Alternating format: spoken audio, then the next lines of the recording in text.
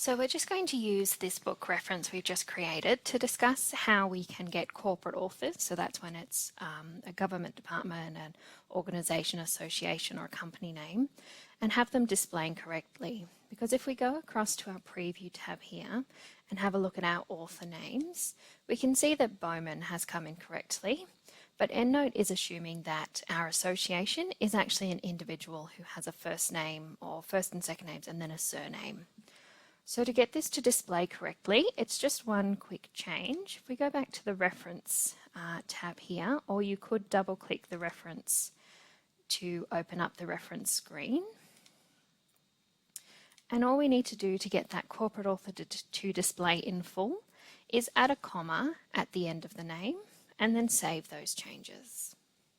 So now when we go back to the preview, we can see Australian Food Association in full.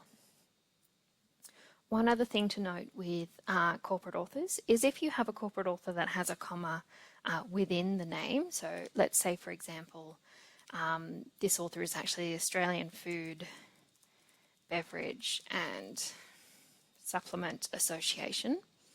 If I just save that as is and then go back to the preview, we'll see it's still only recognising up to that first comma as a corporate name, and then it has used the other words as personal names, so they've been abbreviated or initialized.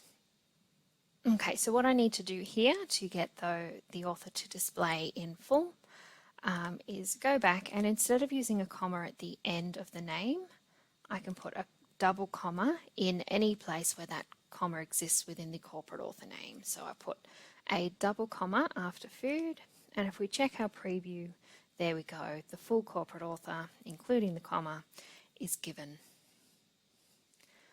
Another quick thing to show you while we're having a look at editing from this reference pane is if we scroll down, as we saw before, there are an awful lot of fields available in here, but one that can be helpful to make use of is the research note. So this is where you could perhaps set reminders for yourself,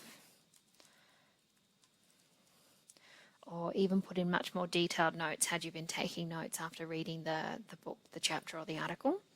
And if we save those, they're stored in your EndNote library, but they don't appear as part of the reference, of course, because that's not a required field for the reference.